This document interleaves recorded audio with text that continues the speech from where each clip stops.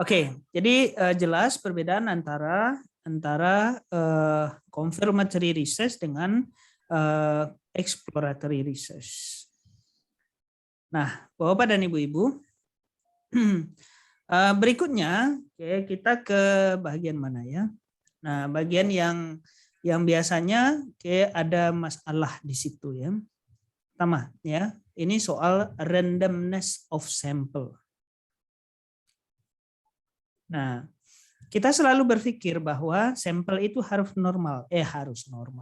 random. Oke, kita selalu berpikir begitu ya, bahwa sampel itu harus random. Tetapi sebenarnya apa kata Krauss di sini? Oke. Yang random itu adalah inapplicable for social science empirical research purposes. Tidak applicable untuk kita. Contoh sederhana, Bapak dan Ibu-ibu mungkin mengumpulkan data melalui sosial media. Bapak-bapak dan Ibu-ibu mengumpulkan data dengan mendistribusikan link Google Sheet misalnya, Google Form melalui WhatsApp atau mungkin melalui Facebook atau apapun lah. Ya. Pertanyaannya, apakah itu random? Ya, pertanyaannya apakah itu random? Ya. Karena apa yang dimaksud dengan random? Random itu adalah kalau misalnya ya dosen saya dulu mengajar saya begitu ya. Jadi dosen saya itu membawa satu kotak kelereng ya. Saya satu kotak kelereng. Kemudian dia guncang-guncang gitu. Guncang-guncang ya. Kemudian ya kita mau mempraktekkan simple random sampling. Jadi simple random sampling itu konsepnya adalah bahwa setiap kelereng yang ada di dalam kotak itu memiliki kesempatan yang sama untuk terpilih. Kan gitu ya. Memiliki kesempatan yang sama untuk terpilih. Nah, sekarang ya kita mendistribusikan kuesioner kita itu, link kuesioner kita itu melalui apa? Melalui WhatsApp group, melalui Facebook dan lain-lain sebagainya. Apakah itu random? Pertanyaannya. Oke. Ternyata itu bukan random. Itu bukan random. Random ya dalam kasus kita itu adalah kalau sekiranya kita punya complete list of respondent. Jadi kita ada list responden kita itu kita ada listnya. Dan setiap misalnya kita mau lakukan riset untuk manufacturing companies in Indonesia misalnya, perusahaan manufaktur di Indonesia. Dan kita ada complete listnya. Kalau kita ada complete listnya, ya, nah itu bisa kita lakukan random sampling. Tetapi kalau tidak ada complete listnya, dan kita tidak bisa melakukan random sampling di situ. Ya, tidak bisa. So makanya di sini the only obvious way to achieve the random sampling requires the population to be fully listed. And everyone of its members to be accessible for sampling. Nah, ini prinsipnya nih. Nah, most likely di dalam riset kita tidak bisa seperti ini. Biasanya di dalam riset kita tidak bisa seperti ini. Lalu kita mendeklar bahwa ini adalah samplingnya adalah sampling yang random. Ya. Nah ini tidak bisa, tidak bisa. Nah, makanya di sini dituliskan oleh Krauss di sini, it nevertheless has been widely to evade rather than solve some critical problems of the current social science research methodology. Justru menimbulkan masalah juga, menimbulkan masalah baru sebenarnya. Ketika kita mendeklar bahwa ini random sampling gitu. Ini random sampling. Kenapa sih kita harus pakai random sampling gitu. Ya, kalau memang kondisinya tidak memungkinkan seperti itu ya. Ini sudah seperti mantra ya. Ini sudah seperti mantra. Kalau kita lihat di dalam paper itu, di dalam paper dan juga di dalam thesis itu selalu mendeklar bahwa random sampling. Ya, kayak mantra. Kayak ada defaultnya itu ya. Kayak random sampling. Padahal sebenarnya tidak semestinya begitu juga. Apa kata Hulan?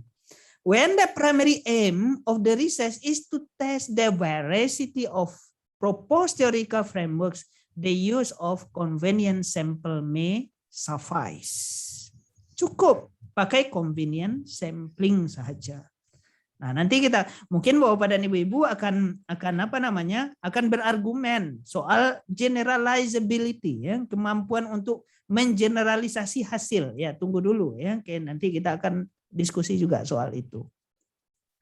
Okay, so if the goal is to test theoretical hypothesis, nah, menguji, ini kan tujuan kita ya biasanya ya. Oke, kita mendevelop hipotesis berdasarkan teori ya, atau at least kita support lah dengan teori ya. Oke, tujuan kita adalah to test theoretical hypothesis atau to predict the theoretical hypothesis of interest ya. As is usually the case ya. The most important consideration is to select the measurement objects and a research context in which the hypothesis can be meaningfully tested. Okay, using the source of data that yield accurate information about the unit studied. Nah, however, dituliskan di sini, bagaimanapun ya, kalau researcher itu tidak tertarik ya, is interested in a particular target population, to which generalized are to be made. Ini kata ini nih, kata Hulan ya. An explicit sampling frame has to be specified. Explicit sampling frame. Sampling frame itu apa yang dimaksud? Populasi kita tuh terlist gitu. Ada listnya gitu. Nah, barulah bisa kita melakukan yang begini ya. Oke. And the manner in which the sample was drawn needs to be clearly and explicitly described. Nah, jadi gitu ya. Jadi tidak semestinya sampling itu mesti random. Boleh saja kita pakai convenient sampling. So based on our review of published research, survey research ya, kita mengklasifikasikan bahwa ada 111 riset ya, 55% as using an explicit sampling frame. Dan 86 studies, 42% as being based on convenient sampling. Oke, nah, jadi di sini apa yang kita lihat sebenarnya kita melakukan convenient sampling, tetapi kita declare kita melakukan apa yang disebut dengan random sampling. Nah, jadi kalau kita mau melakukan random sampling, syaratnya itu harus ada listnya, ya, harus ada listnya dulu, ya. Jadi caranya kita melakukan random sampling itu ya seperti ini Bapak dan Ibu-ibu. Contoh ya, company ini company, kemudian ada company 1 ya. Company 1 ya. Kita mau berapa ya? Misalnya ada company ini sampai company berapa ya? Sampai ya contohnya di sini ya, sampai seginilah ya. Banyak ya. Company 900 ya, sampai company 900 nih. 900 company di sini. Ya. Nah, kalau memang terlist seperti ini, ya, terlist seperti ini, dan kita bisa melakukan random sampling. Tapi kalau tidak bisa. Ya. Company, kemudian ada alamatnya, ada nomor teleponnya, ada email address-nya. Nah, ini bisa. Ya. Bagaimana caranya? Pakai aja random sampling. Ya, simple kan kalau kita melakukan random sampling di Excel ini sangat simple. Gimana caranya? Ya, nah masukkan aja nih, oke? Saya besarkan. Sangat simple kita melakukan random sampling di sini. Nah gini ya, saya randomkan aja ya, oke. Random open bracket and then tutup bracket. pakai formula ini saja nih, pakai fungsi ini saja. Oke, kemudian enter, ya enter, kemudian kita drag aja ke bawah, ya kan? Artinya semua punya random numbers sekarang. Nah, ini tinggal kita pilih saja. Misalnya kita perlu misalnya 200 sampel. 200 ya, 200 sampel. Maka kita bisa memilih secara random di sini menggunakan random numbers. Nah, gimana caranya? Ya, kita ke data. Ya, ini tinggal kita klik aja di sini nih ya, ke sort largest to smallest kayak gini. Ya, mau berapa kali ya? Silakan. Ya, mau berapa kali. Nah, sekarang ini kan udah ya, udah terpilih nih. Pilih aja yang 200 yang pertama. Nah, pilih 200 yang pertama ya. Nah, sampai sini misalkan. Nah, sampai sini nih. Nah, inilah company yang terpilih. Ini company yang terpilih. Ini kan random nih. Nah, gitu kan caranya kita melakukan random sampling kan begitu. Ya. Nah, tetapi faktanya kita kadang-kadang seringkali kita tidak mempunyai list ini. Lalu kita mendeklar bahwa ini adalah random. Nah, itu tidak bisa. Ya. Nah, sekarang mungkin Bapak dan Ibu-ibu berargumentasi soal generalizability ya. Oke. Nah, di sini apa yang masuk dengan generalizability itu adalah applicability of research in one organization setting to other setting. Apakah riset kita ini, riset kita ini applicable untuk kalau kita melakukan riset misalnya manufacturing companies in Indonesia, ya perusahaan manufaktur di Indonesia. Kita ambil misalnya 200, lalu hasilnya itu kita generalisasi ya untuk yang misalnya 20.000. Nah, itu kan generalizability ya, generalization. Oke. Nah, tetapi di sini ada dua jenis generalizability. Ya. Yang pertama adalah effect generalizability, yang kedua adalah teori generalizability. Apa itu effect generalizability? Jadi misalnya kita melakukan riset ya. Kita melakukan riset. Riset ya, kita ambil sampel dari populasi yang ada. Kita ada listnya nih, kita ada full listnya. Ya. Kita ada full listnya. Kita ambil sampel secara random seperti yang saya tunjukkan tadi. Ya. Kemudian di sini saya analyze, maka saya dapatkan beta untuk hubungan antara X dengan Y ini. Beta ini adalah koefisien regresi. Oke. Kita dapatkan 0,408. Maka ini kita generalisasi kepada populasinya bahwa kita mengatakan bahwa efek antara X dari X kepada Y ini adalah 0,408. Nah gitu. Nah, kalau kasusnya seperti ini kita melakukan effect generalization, maka bagaimanapun data itu memang harus ya sampling kita itu bagaimanapun itu harus random. Kalau ini yang kita lakukan. Kalau kita memang tertarik untuk melakukan ini. Tetapi most likely kita tidak melakukan ini. Kita tidak melakukan ini. Ya, apa yang kita lakukan adalah teori generalizability. Ya, teori generalizability.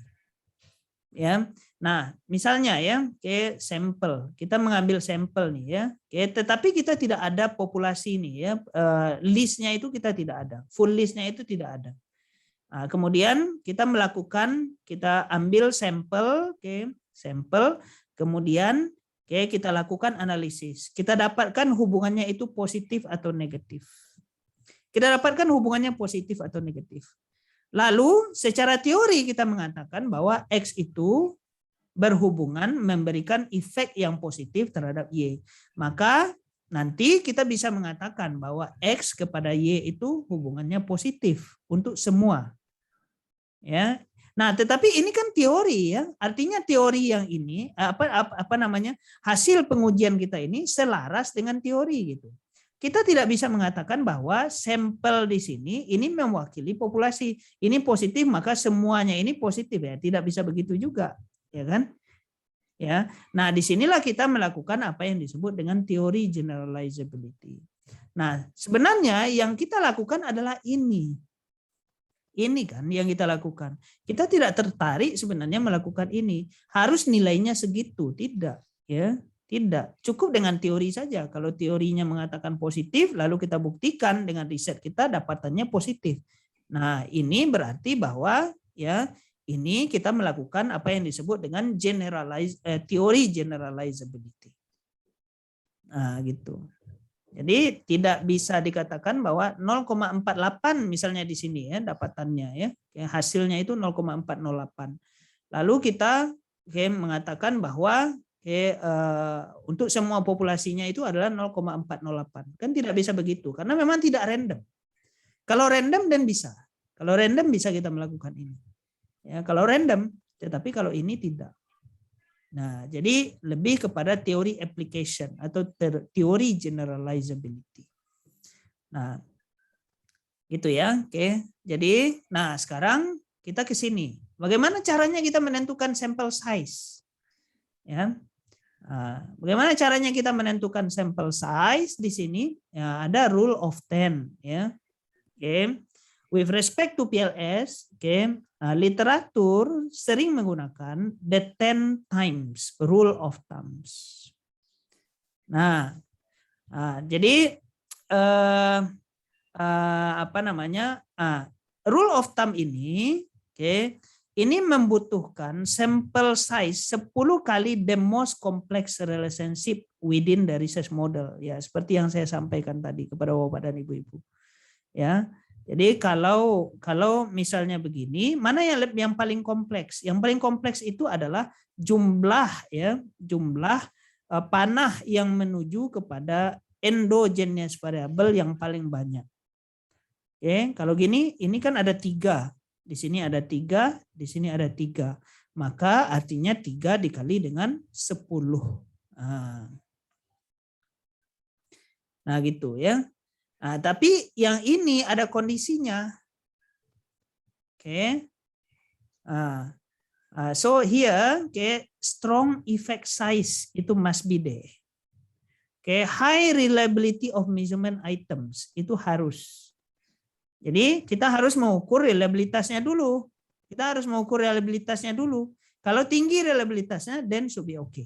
Ya. Tetapi kalau reliabilitasnya rendah di bawah 0,7 misalnya, artinya reliabilitasnya tidak tinggi, maka itu tidak bisa kita memakai rule of 10 ini. Ada kondisinya.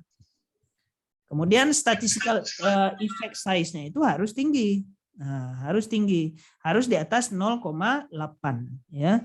Effect size itu itu harus kita perhatikan ya.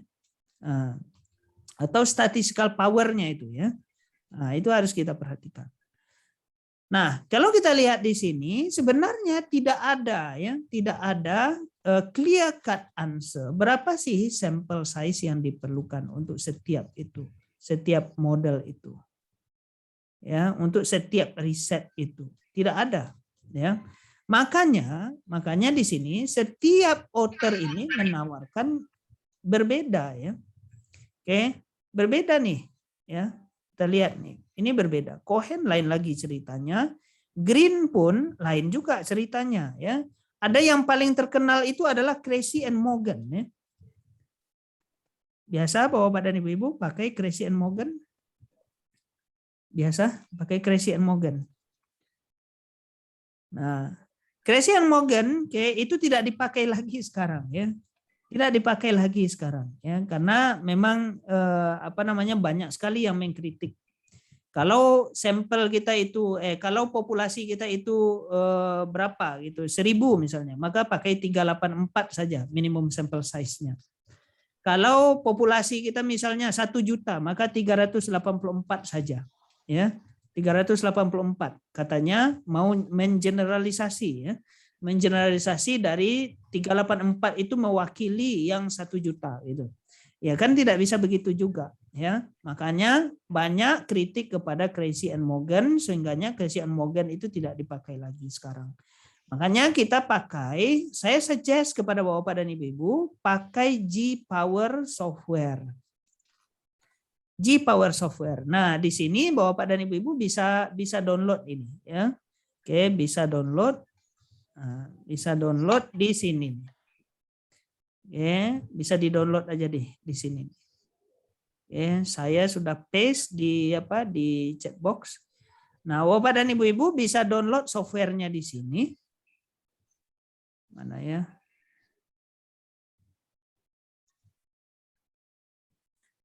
Aduh, di mana nih? Nih, download G-Power Software ya untuk Windows. Jadi Windows ada untuk Mac juga ya di sini. Nah, silakan Bapak dan Ibu-ibu download. Nah, nanti bisa diinstal. Ya, kalau sudah diinstal ya outputnya kurang lebih softwarenya kurang lebih seperti ini.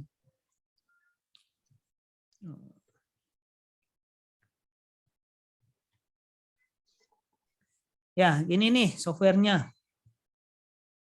Ini nih softwarenya.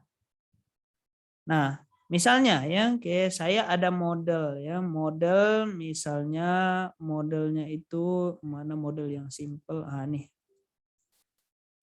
Ini ya model yang simple. Nah, ini model yang simple nih. Nah, saya mau menghitung berapa sih sampel yang diperlukan untuk riset yang ini, untuk model yang ini. Kalau model saya seperti ini, berapa sih sampel yang diperlukan?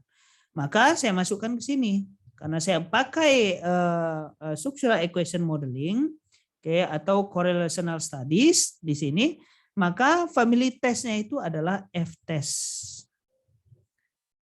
F-test. Kemudian di sini ada statistical test ya. Statistical test. Statistical test kita itu adalah multiple regression analysis ya, linear multiple regression. Pilih aja ini. Oke.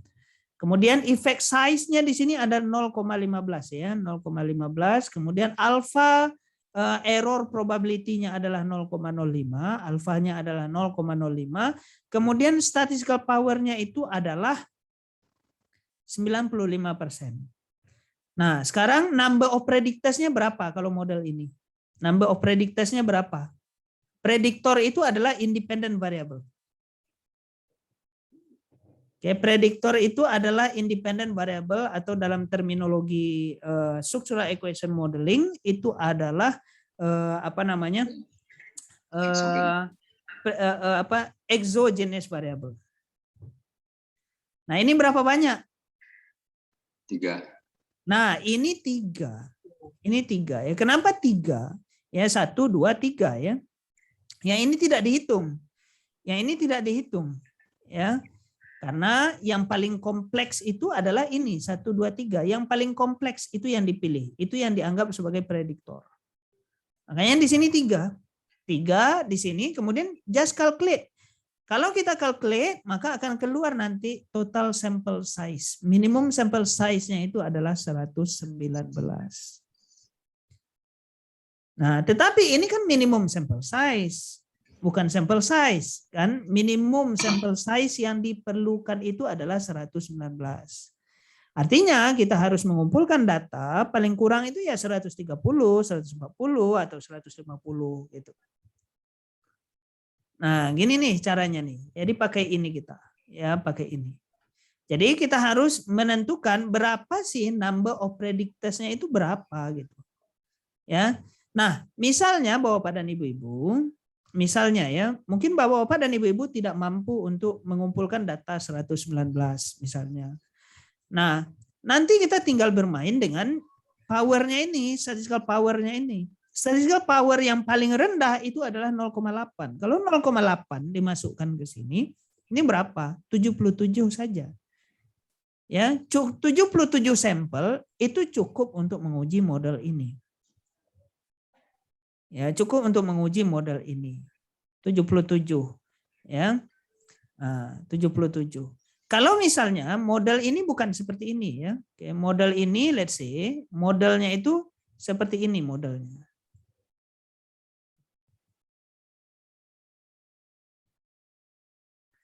Misalnya modelnya itu seperti ini ya. Oke. Nah, kayak gini nih. Ya, kayak gini modelnya. Ya, sini, sini, kemudian sini, sini. Nah, ini berapa prediktor? Nah, ini 4 prediktor kan jadinya. Ini 4 kan prediktornya. Kalau 4 prediktor, ya tinggal masukkan 4 di sini. Ya 4 calculate lalu dapatlah 85 sampelnya. Nah, jadi semakin banyak prediktor, semakin banyak sampel yang diperlukan. Semakin banyak sampel yang diperlukan. Jadi tergantung kepada ini. Oke. Nah, kalau kita mau alfanya 0,01 misalnya, 0,01 ya bisa juga. Ya, tambah dikit lah ya sampelnya itu. Kalau alfanya itu 0,1 ya bisa aja kan. Nah, ini ya lagi bertambah lebih sedikit sampelnya. Oke. Nah, tetapi saya suggest di sini biarkan aja ini 0,5 ya. Di sini 0,8 juga nggak apa-apa ya. Nah, calculate lah ya. Oke, minimum 0,8. Oke, tapi saya biasanya meminta mahasiswa saya untuk mengumpulkan data dengan power 95 karena itu lebih akurat kan berbanding kita rendahkan powernya. Nah, Bapak dan Ibu-ibu, nah sekarang ya kita kembali ke sini nih. Ya, saya mau tanya nih kepada Bapak dan Ibu. Kalau ini berapa prediktornya? 3. Nah, ini 3 prediktor. Ya, ini 3. Kalau yang satu lagi, yang ini berapa prediktornya? 3 juga. 3 juga. Yakin? 3? Ini variabel apa nih? Moderasi ya Pak. Ini moderasi. Kalau moderasi, ngetesnya itu gimana? Menjadi independen juga, Pak. Menjadi independen variabel, kemudian apa lagi? Menjadi sama ini, interaksi antara. Harus ada interaksi. Harus ada interaksi ya. Jadi kalau di sini ada 3, 1, 2, 3, harus ada interaksi antara organizational support dengan 1, 2, 3 ini.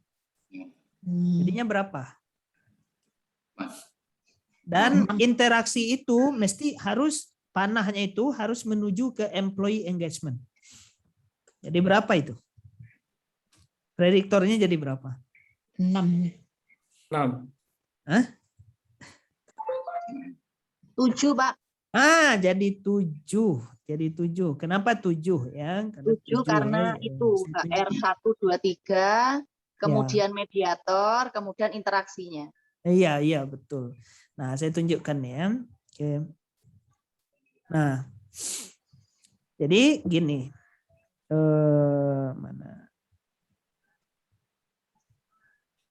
Maaf Pak, bagi yang newbie seperti saya, term-termnya itu mungkin saya masih asing ya, jadi mungkin nanti bisa ditunjukkan di tempat mana saya harus mempelajarinya sendiri begitu. Oke Bu, no problem ya, no problem. Oke. Nah sekarang gini ya, saya clear dulu. Nah gini. Jadi tadi modelnya itu kan yang gini ya, modelnya itu seperti ini tadi. Oke, saya copy, kemudian saya paste di sini. Nah ini modelnya. Maka nanti ketika saya melakukan analisis, saya akan bikin model yang seperti ini nih ya, kayak model statistiknya itu akan jadi seperti ini nanti. Oke, ini ke SR1, saya kasih aja SR1, ini SR2, yang ini adalah SR3 ya. Kemudian di sini adalah employee engagement, kemudian di sini ada job performance. Ya, jadi gini ya. Gitu. Jadi modelnya itu akan jadi seperti ini, kemudian ditambah satu lagi. Di sini ada organizational support. Ke sini juga kan? Iya. Kan harus ke situ juga. Nah, sekarang harus ada interaksi. Ketika kita melakukan testing, harus ada interaksi dong ya. Oke, karena ini adalah moderating variable. Nah, harus ada interaksi. Nanti kita akan berbicara soal interaksi ini. Oke, interaksinya 3. Artinya organizational support dikali dengan HR1 ya. Oke, kemudian organizational support dikali SR2, kemudian organizational support dikali SR3. Nah, sekarang berapa banyak nah, jadi 7 kan? 1, 2, 3, 4, 5, 6, 7. 7 prediktornya. Nah, jadi akan ada 7 prediktor. Nah, gitu. Jadi begitu menghitungnya itu seperti itu ya. Nah, sekarang kalau kita lihat lagi yang ini, oke, kita ke yang berikutnya. Nah, ini jadi berapa? Berapa nih prediktornya?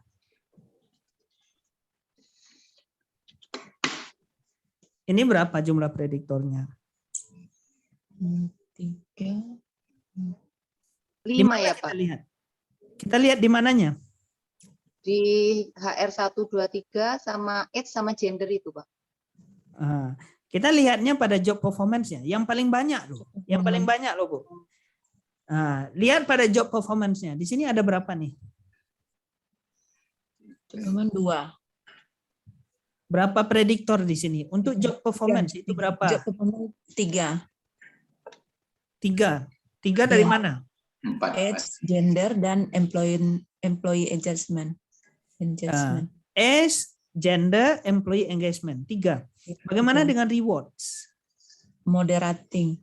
Rewards adalah moderating variable. Nah, sama perlakuannya sama dengan yang tadi. Artinya rewards itu harus panahnya juga harus ke job performance, kan? Iya. Kemudian ditambah lagi interaksinya, interaksi antara yang mana dengan yang mana? Employee engagement dengan reward. Employee engagement dengan rewards. Artinya berapa prediktor untuk job performance? 5. 4. Ada 5. 5. Ada 5.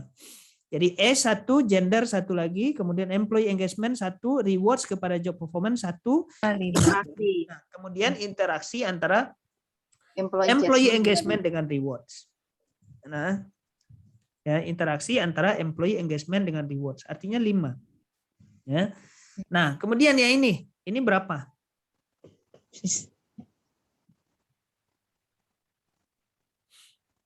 Yang di job performance ada performance. Lihat mana yang paling kompleks. Yang paling kompleks hubungannya. Di bagian mana? job performance. Job performance. Pada bagian job performance. Ada berapa? 4. Ada 4. Nah, ada 4 ya, ada 4 prediktor. Kalau yang ini ada berapa prediktor?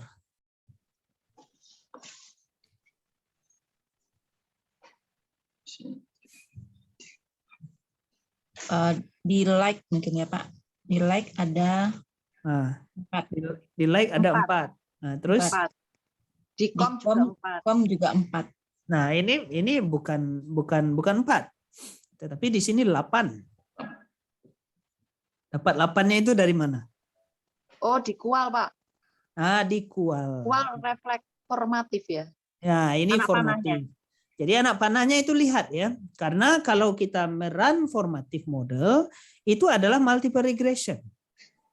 Kalau formatif itu adalah multiple regression analysis. Jadi kita meregresi dari kual 1 sampai kual 8 kepada kual. Makanya di sini 8 prediktornya. 8 prediktornya. Makanya kalau Bapak dan Ibu-ibu memiliki formatif construct dan itemnya itu banyak ya. Nah, itu memerlukan sampel yang lebih banyak. Ya. Jadi kalau 8 ya artinya ya masukkan aja 8 di sini.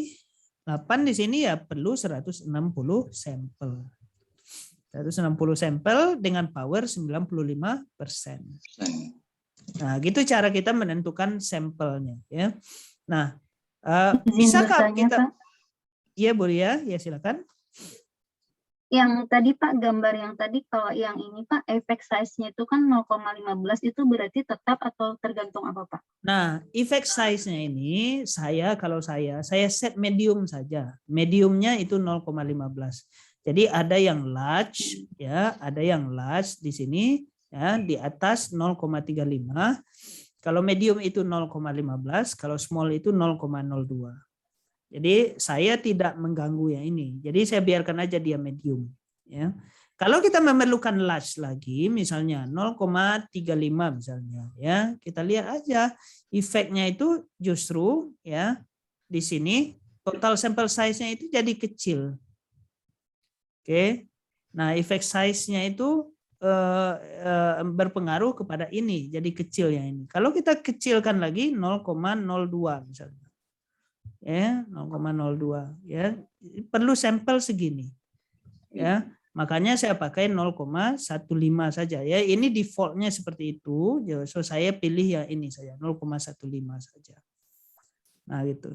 Jadi silakan nanti Bapak dan Ibu-ibu install software G-Power ini, dan di sini banyak sekali ya, family testnya itu banyak. Family testnya ada t-test, ada x-square test, ya, chi-square test, kemudian ada z-test di sini, dan ini statistical testnya itu macam-macam. Jadi ini sangat useful, oke, software ini sangat useful ya, apapun data analisis Bapak dan Ibu-ibu ya, silakan dipakai di sini, pakai software ini untuk menentukan berapa sih sampel size yang diperlukan. Nah, gitu. Thank you, Pak. Tanya Pak. Iya, Bu Rana. Iya. Misalnya ini tadi kan kita tertulis 151 gitu kan. Kemudian kita itu kan berarti jumlah minimum. Iya. Iya. Kemudian kita misalkan mengambil 175. Ketika nanti kita akan melakukan analisis gitu, Sam, itu sebenarnya boleh enggak sih? Karena kita lebihkan, itu kemudian kita juga melakukan screening gitu kan, apa ya istilahnya gitu. Ya boleh. Yang untuk data-data yang jelek gitu loh. Boleh, yang outlier misalnya kan. Iya. Nah, itu caranya gimana ya? Cara untuk menentukan data outlier itu. Nah, data outlier itu nanti kita akan ke sini. Oke, kita akan ke data distribution habis ini, Bu. Iya. Kita akan ke situ habis ini. Bisa saja kita mau membuang berapapun ya bisa ya, asalkan masih memenuhi minimum sample size requirement-nya itu. Nah, gitu. Jadi bisa saja kita membuang, tidak ada masalah selama kita masih masih sampel kita itu masih memenuhi minimumnya itu. Ya. Izin Pak. Ya, Bu. Berarti di aplikasi ini yang untuk di G-Power ini berarti ketika kita misalnya ingin menguji data kita menggunakan F-test gitu ya Pak. Terus statistiknya menggunakan apa? Terus baru kita tetapkan nilai-nilai ini berarti sesuai dengan tes yang akan kita gunakan, kemudian uji yang akan kita gunakan. Berarti itulah yang menentukan sampel kita. Begitu maksudnya ya, Pak? Betul, Ibu. Jadi berbeda statistical testnya, berbeda keperluan sampelnya itu. Ya. Jadi berbeda. Saya sih nggak tahu semuanya. Kalau hoteling ini saya nggak tahu nih. Ya, ini saya nggak tahu. Ini saya juga nggak tahu nih. Tetapi kita bisa explore. Dan kita bisa tentukan nanti berapa sampel size yang diperlukan. Jadi sangat useful ini. Silakan nanti diinstal di komputer Bapak dan Ibu-ibu, linknya sudah ada. Oke, nah ini ada beberapa artikel-artikel atau buku untuk dibaca ya soal ini. Nah, selanjutnya kita akan ke data distribution. Nah, data distribusi ya. Distribusi data ya. Orang selalu berpikir bahwa kalau datanya tidak normal, maka pakailah Smart PLS. Tetapi tidak sepenuhnya itu betul. Nah, itu tidak sepenuhnya betul. Kenapa? Oke. Kenapa? Jawabannya ada di sini ya. Memang PLS structural equation modeling itu adalah non-parametric statistical approach yang tidak memerlukan data terdistribusi secara normal. Memang begitu. Tetapi orang berhenti sampai di sini. Orang biasanya berhenti sampai di sini karena tidak membaca lebih lengkap gitu. Ya. Jadi harus dibaca lebih lengkap. Ya, apa kata Hare tahun 2016? It is important to verify the data are not too far from normal distribution. Not too far from normal as extremely non-normal. Artinya kita perlu juga ngecek, ya kan? Kita perlu juga ngecek apakah data kita itu terdistribusi secara normal atau tidak. atau mendekati distribusi normal atau tidak. Ataukah data kita itu extremely non-normal. Ya. Apa yang terjadi kalau extremely non-normal? Dia akan memperbesar apa yang disebut dengan standard error-nya itu jadi besar. Ya. Jadinya apa? Kalau standar error-nya besar, maka dia akan menciptakan bias. Ya, hasil penelitian kita itu menjadi bias. Oke, karena ketika kita melakukan bootstrapping, ya, salah satu inputnya itu adalah standar error. Ya, jadi inputnya itu adalah standar error. Barulah kita melakukan bootstrapping. Oke. Nah, sehingganya kalau standar errornya itu tinggi, maka t value beta dibagi dengan standar error itu, ini nih ya, jadi begini. Decrease the likelihood that some relationship will be assessed as significant. Jadi kalau besar standar errornya itu, beta dibagi dengan standar errornya itu, ya, of course itu jadi kecil ya, t-nya itu jadi kecil. Kalau t-nya itu kecil, itu jadinya insignifikan, ya, tidak signifikan jadinya. Nah, disinilah pentingnya kita tetap perlu melakukan assessment terhadap normal distribution, walaupun kita pakai Smart PLS. Apa yang kita perlu pastikan bahwa tidak terlalu jauh meninggalkan distribusi normal. Oke, data kita itu tidak terlalu jauh meninggalkan distribusi normal.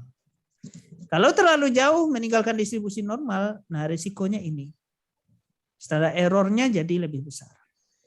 Nah, sekarang apa yang dimaksud dengan normalitas ya? Normalitas itu itu berkaitan dengan shape ya, shape-nya itu ya, bell shape itu. Jadi bell shape itu ya.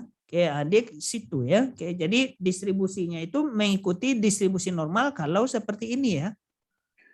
Nah, kalau ini tidak normal, ya ini pun juga tidak normal. Ya, normal itu yang seperti ini. Idealnya seperti ini kan. Tetapi tidak mungkin kita di dalam social science research untuk mencapai situasi seperti ini. Kan tidak mungkin, pasti normal. Kecuali kalau misalnya ya kita melakukan riset di labor misalnya. Oke, semuanya kita kontrol ya. Environment itu, lingkungan itu kita kontrol. Segala sesuatunya dikontrol. Nah, itu mungkin kita akan menghasilkan data yang terdistribusi normal. Dalam social science research, gimana caranya memastikan bahwa data itu normal? Makanya kita tidak menyebutnya bahwa datanya terdistribusi normal, tidak. Tetapi kita menyebutnya datanya mendekati distribusi normal. Nah, bagaimana caranya kita mengakses bahwa data kita itu normal atau tidak? Ada 5 caranya ya. Ada yang pakai histogram, ya. Kemudian ada yang pakai normal probability plot, ada yang pakai skewness dan kurtosis, ada yang pakai Shapiro-Wilks dengan Kolmogorov-Smirnov. Nah, ada 5 caranya di sini ya. Tetapi Bapak dan Ibu-ibu, di dalam structural equation modeling kita tidak ada yang nomor 1, nomor 2 dan nomor 4 dan nomor 5 ya. Kita hanya ada skewness dan kurtosis. Nah, menurut saya skewness dan kurtosis ini adalah cara yang lebih sophisticated ketika kita menentukan ya distribusi data kita ya pakai skewness dan kurtosis. Nah, skewness itu soal apa? Itu soal simetri in variable distribution. Simetri atau tidak? Nah, bentuknya seperti ini. Ini kan simetri ya. Ya, skewness-nya ini kosong nih. 0, skewness-nya itu 0 ya. Nah, tetapi ini tidak mungkin dicapai. Mungkin saja data kita itu seperti ini atau seperti ini. Ya, sepanjang tidak terlalu ekstrim maka should be okay ya. Oke, tapi kalau terlalu ekstrim maka itu tidak boleh. Nah, gimana caranya kita menentukan ekstrim atau tidaknya itu? Kita pakai threshold ini. Jadi untuk skewness threshold-nya berapa? Antara -2 dengan 2.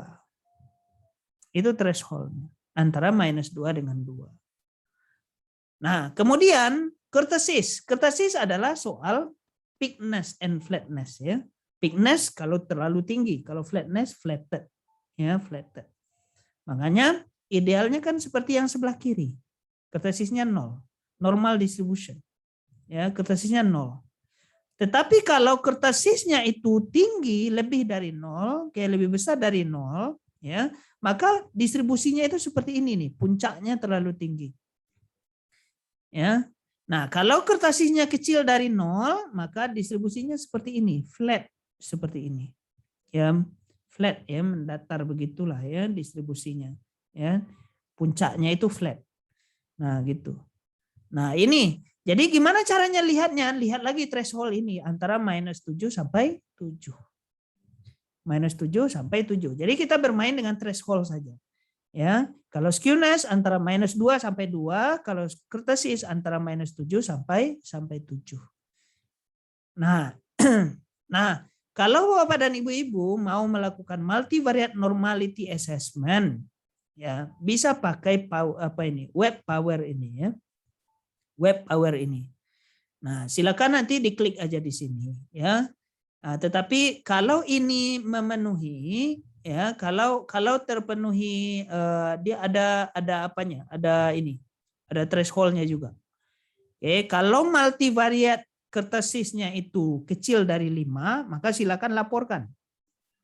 Tapi kalau lebih besar dari 5, maka saya biasanya tidak melaporkan. Yang saya laporkan adalah yang univariate saja. Jadi ada ini hasilnya adalah univariate ya, yang skewness dengan kurtosis ini hasilnya adalah univariate. Kalau yang multivariate ada multivariate skewness ya, ada multivariate kurtosis. Jadi lihat saja multivariate kurtosisnya itu, kalau kecil dari 5 berarti datanya itu mendekati distribusi normal. Kalau lebih besar dari 5 berarti datanya itu tidak mendekati distribusi normal ya. Tapi biasanya saya tidak melaporkan ini karena apa? Karena univariate saja itu sudah cukup ya, univariate saja sudah cukup ya, so tidak perlu melaporkan yang multivariate. Nah sekarang, nah ini pertanyaan Ibu Ratna nih ya, kenapa bagaimana caranya kalau data kita itu tidak normal ya. Nah, data kita itu tidak normal, solusinya apa? Yang pertama, remove the outlier cases. Nah, apa itu yang outlier? Maka saya contohkan di sini. Kita ada jeruk, ya jeruk satu keranjang, ya. Tetapi ternyata di dalam satu keranjang itu ada 4 atau 5 yang busuk. Maka yang busuk itu adalah outlier, kan gitu. Kemudian remove non-normal items from the model, ya. Nah, kemudian run bootstrapping. Nah, ini caranya, ya. Nah, kita di Smart PLS kita pakai bootstrapping ya. Tetapi lagi-lagi diingatkan bahwa tidak boleh terlalu jauh dari distribusi normal. Ya. Jangan terlalu jauh dari distribusi normal ya. Jadi usahakan distribusinya itu tidak kalau skewness itu antara -2 sampai 2, kalau kurtosis itu antara -7 sampai 7. Nah, kalau outlier itu sebenarnya Ibu Ratna ada univariate outlier, ada bivariate outlier, ada multivariate outlier. Oke, univariate outlier kita pakai box plot yang seperti ini. Ini ada di SPSS. Ini di SPSS. Bivariate outlier ini kita menghubungkan 2 variabel. Ya, 2 variabel, ya. Nah, jadi dilihat itu hubungan ini ya. Kalau ada yang di sini misalnya ya, ada yang di sini nih distribusinya, maka yang ini kita consider ini sebagai outlier. Tapi kalau masih di sekitar sini, di sekitar garisan ini, maka ini masih kita bisa pertimbangkan bahwa ini bukan outlier. Kemudian ada multivariate outlier ya, mungkin Bapak dan Ibu-ibu yang biasa dengan multiple regression analysis ya. Itu bisa kita lihat. Oke, bisa kita lihat itu. Bisa kita save itu Mahalanobis distance-nya itu. Lihat itu Mahalanobis distance-nya itu. Ya. Jadi Mahalanobis distance value itu tidak boleh lebih dari chi-square value ya. Kayak anak ini dalam SPSS ya. di dalam SPSS. Dia tidak boleh lebih besar daripada chi-square value. Kalau lebih besar dari chi-square value, itu artinya observation itu, kasus itu, atau sampel itu outlier. Kalau lebih kecil, nah itu artinya tidak outlier. Nah gitu. Itu pakai Mahalanobis distance ya. Saya pakai nih ketiga-tiganya ini saya pakai di tesis PhD saya ya. Di tesis PhD saya memakai ini ketiga-tiganya ini ya. Karena saya pakai EMOS di tesis PhD saya pakai EMOS. Jadi ketiga-tiganya ini saya pakai, ada univariate outlier, ada bivariate outlier, ada multivariate outlier. Nah, Bapak dan Ibu-ibu untuk guideline-nya ini bisa dilihat di buku Hare yang multivariate data analysis. Bisa dilihat di situ. Oke, berarti gini ya, Prof. Kita itu boleh misalnya nanti kita pakai Smart PLS, tapi untuk melakukan tes outlier ini kita pakai SPSS kan nggak apa-apa ya? Ya boleh saja. Tadi yang saya katakan tidak perlu ya kalau memang tidak ada isu dengan normalitas. Oh, ya berarti kalau harus tidak ada normalitas dulu. Ketika tidak ada permasalahan berarti nggak perlu. Ya nggak perlu. Cek normalitas kan bukan juga di SPSS. Kita cek normalitasnya di Smart PLS saja. Iya. Nah, gitu. Ya. Nah, berikutnya apalagi nih yang mau kita pelajari common method variance ini penting, nanti saya akan tunjukkan nanti gimana ya memakai common method variance. Nanti aja ini kita diskusikan common method variance. Kemudian roles of theory. Nah, roles of theory. Nah, Bapak dan Ibu ada namanya kayak induktif dan didaktif reasoning ya. Ada induktif dengan didaktif reasoning. Nah, ini berkaitan dengan teori. Kita riset kita itu seperti apa ya. Nah, ini untuk induktif ya. Induktif kita memulainya dengan observasi. Ya, kita lihat dulu, kita kumpulkan datanya dulu. Kemudian kita lihat polanya, pola datanya. Kemudian kita come up dengan hipotesis. Ujung-ujungnya adalah teori. Nah, ini sesuai untuk apa? Untuk kuantitatif atau kualitatif? Kualitatif, Pak. Nah, ini kualitatif. Ini kualitatif. Kita pakai induktif, itu kualitatif ya. Contohnya ini ada begini ya. Oke, jadi my nephew borrowed ini ringgit ya, 100 ringgit last January. Ya, dia meminjam uang 100 ringgit Januari yang lalu ya. Tetapi dia tidak membayar sampai bulan sampai bulan Maret. Ya, dia tidak membayar. Padahal dia udah janji mau bayar bulan Maret. Kemudian dia janji lagi mau bayar pada bulan Juni, tetapi masih juga tidak dibayar. Nah, kemudian dia berjanji lagi bayar di bulan Agustus, ya, tetapi ternyata tidak juga. Kesimpulannya apa? Kesimpulannya adalah my nephew is never going to pay me back. Dia tidak akan membayar utangnya. Ini kesimpulannya. Artinya di sini ada polanya. Karena ada pola ini. Ya, kesimpulannya ini ya, kesimpulannya ini. Dia jadi norm, ya, jadi teori gitu. Nah, berbeda dengan yang ini. Ya, didaktif. Ya, tujuannya adalah untuk mengetes atau memprediksi, memprediksi atau mengkonfirmasi atau mengeksplor teori. Makanya yang starting point-nya itu adalah teori. Kalau yang tadi starting point-nya adalah observasi, ujungnya adalah teori. Tetapi kalau yang didaktif, starting point-nya adalah teori, ujungnya adalah mengkonfirmasi atau mungkin kita mereject ya, hipotesis. Ya. Jadi dari teori kita come up dengan hipotesis dulu. Kita bikin hipotesis itu berdasarkan teori. Nah, bikin hipotesis nggak boleh kalau nggak ada teori, ya. Jadi mesti ada teori, walaupun itu disupport secara parsial oleh teori. Nah, jadi support kita membuat hipotesis mesti ada teori, disupport dengan literatur juga. Kita come up dengan hipotesis. Kemudian dari hipotesis itu kita kumpulkan data. Kita kumpulkan data, kemudian kita uji, ya, kita uji segala macam. Kemudian kita akan come up dengan konfirmasi dengan kesimpulan. Kita mengkonfirmasi atau kita mereject hipotesis, gitu. Nah, gitu tuh.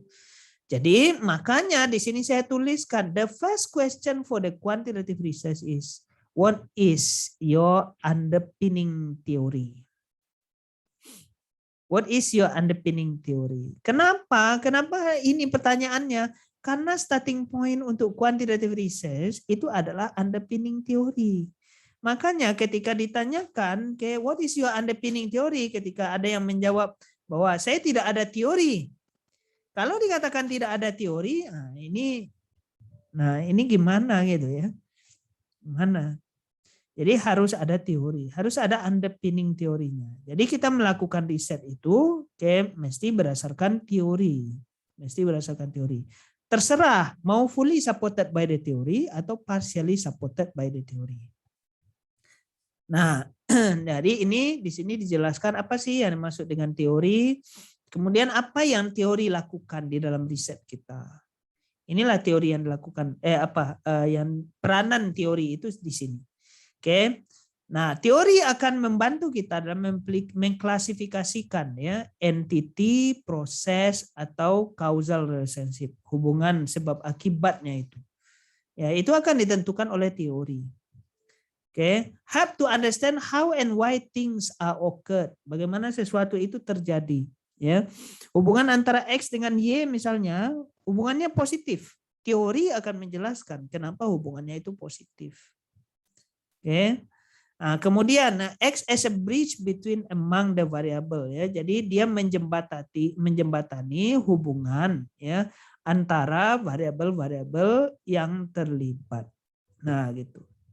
Nah, di dalam structural equation modeling Bapak dan Ibu-ibu, kita mesti memulainya dengan teori. Membangun model itu mesti berdasarkan teori. Apalagi kalau CBSEM, ya, covariance based structural equation modeling. Ya, kalau kita confirmatory research. Kalau kita confirmatory research, maka di sini bahasanya itu adalah strictly theory driven. Strict. Bagaimanapun harus pakai teori ya gitu. Nah, jadi a model should not be developed without some underlying theories. Jadi harus ada underlying theoriesnya itu. Nah, PLS structural equation modeling is also based on some theoretical foundation. Jadi walaupun exploratory research itu harus ada teorinya. Tetapi tujuannya adalah untuk memprediksi suatu hubungan, ya, untuk mengeksplorasi the underlying theoretical concept and to develop the theory. Jadi tujuannya berbeda gitu ya. Tetapi harus tetap ya should also ya based on some theoretical foundation. Nah, Bapak dan Ibu-ibu, jadi saya ada teori book ya. Rasanya di bawah ini ada deh. Saya share kepada Bapak dan Ibu-ibu. Oh, di sini nggak ada. Rasanya ada di mana? Ada nih nih di sini nih.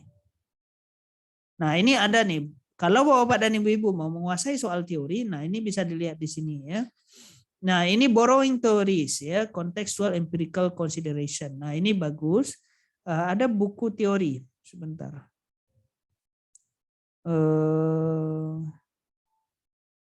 Sebentar ya, teori book. Nih. Rasanya ada deh dalam folder Bapak dan Ibu-ibu, ada teori book ya. Oke. Bus reader. Oh, saya nggak masukkan ke sini ya.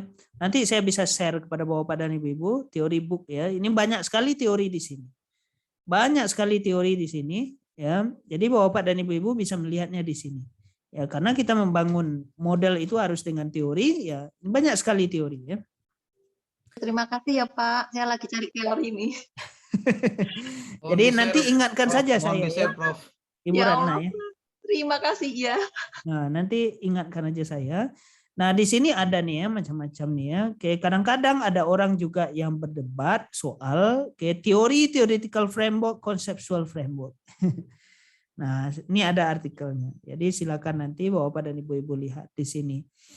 Nah, di sini juga ya, kayak source of theories ya. Kalau riset Bapak dan Ibu-ibu misalnya soal marketing misalnya ya, tinggal klik aja di sini nih. Nih ada teorinya. Nah, macam-macam teori nih, Bu, ya. Ibu Ratna ya, silakan nih ya. Oke. Nah, silakan dilihat nih di sini nih. Macam-macam nih ya, tinggal klik aja nih. Oke, kemudian psychological theories misalnya, tinggal klik aja ya. Nah, nih type of psychological theories. Nah, bisa dilihat di sini nih. Ya. Ya, at least ada apanya ya. Kalau tidak terlalu detail ya kita lah yang mencari detailnya. Ya. Nah, di sini nih ini mau berapa? Mau berapa nih teorinya? Ya silakan Bapak dan Ibu-ibu nanti kayak diklik aja. Oke. Nah, tetapi ketika kita berbicara soal teori Bapak dan Ibu-ibu, kayak ini kita harus melihat current development. Current development-nya itu harus dilihat ya. Contoh ya. Sampai saat ini masih ada juga yang memakai theory of planned behavior, tetapi theory of planned behavior ini sejak tahun 91 ya, ini awal terbentuknya theory of planned behavior. Sampai sekarang masih dipakai. Masih dipakai sampai sekarang. Saya heran lah gitu ya. Padahal di sini ya kalau kita lihat ke bawah ya, dia ada sudah sekian banyak developmentnya. Tahun 2002 udah berubah dia. 2002 udah berubah, sudah ada apa yang disebut dengan actual behavioral control di sini. Sebelumnya tidak ada actualnya itu, hanya ada attitude, subjective norm, perceived behavioral control. Nah, ini tahun 2002 ada actual behavioral control. Tapi masih ada yang pakai yang gini nih. Oke, nah tahun 2006 ini berubah lagi. Lihat nih, berubah hubungannya ya. Nah, berubah hubungannya. Perceived behavioral control ini adalah moderasi untuk hubungan antara intention dengan behavior. Oke, lihat nih berubah lagi. Actual behavioral control gini. Pada tahun 2002 ya. Dari actual behavioral control memberikan efek kepada behavior ya. Tetapi di sini tidak ya. Actual behavioral control justru memoderasi hubungan antara intention dengan behavior. Nah, tahun 2019 ini udah berubah lagi ya. Nah, pakai dong yang terbaru kan. Nggak bisa lagi pakai yang 2019, yang pakai yang 1991. Pakailah yang terbaru. Ini yang terbaru 2019. Nah, jadi lihat di sini bahwa perceived behavioral control sebelumnya ini memberikan efek kepada intention, tetapi sekarang tidak lagi. Perceived behavioral control dia memoderasi hubungan antara attitude dengan intention, subjective norm dengan intention. Juga memoderasi hubungan antara intention dengan behavior. Dan di sini juga ada ya hubungan antara actual behavioral control kepada perceived behavioral control. Nah, gitu loh. Nah, jadi harus dilihat current development-nya itu harus dilihat. Nah, kemudian resource based view theory ya. Ini kalau di sini ini jelas variabel-variabelnya itu jelas ya. Variabel-variabelnya itu jelas. Tetapi di resource based view theory, oke. Ini lebih umum. Artinya kayak resource itu tidak harus apa namanya? Contohnya human resource, tidak harus begitu ya.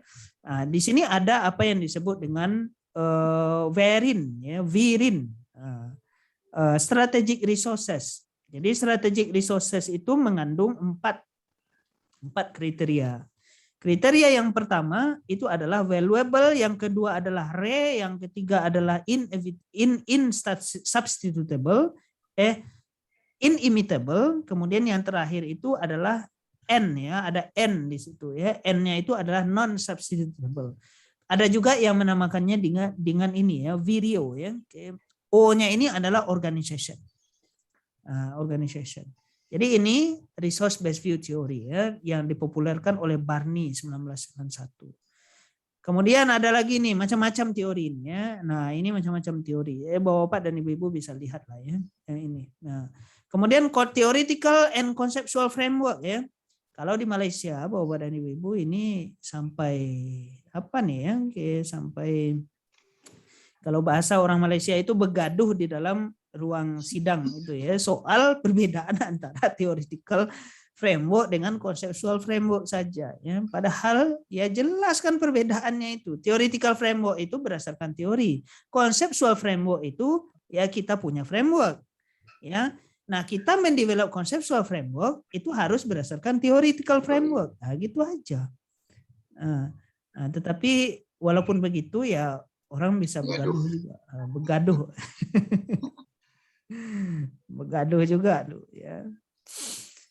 Nah, ini karakteristik of good conceptual scheme. Kayak Bapak dan Ibu-ibu bisa baca di sini ya, saya sertakan. Nah, saya ada exercise nih Bapak dan Ibu-ibu ya, sekedar main-main lah ya. Sekedar main-main. Nah, sekarang ya, saya ada ini nih. Nah, Bapak dan Ibu-ibu ya. Oke. Applied researchers an applied researcher wants to increase performance of bank employees in a particular branch. Apa dependent variabelnya apa di sini, Bapak dan Ibu?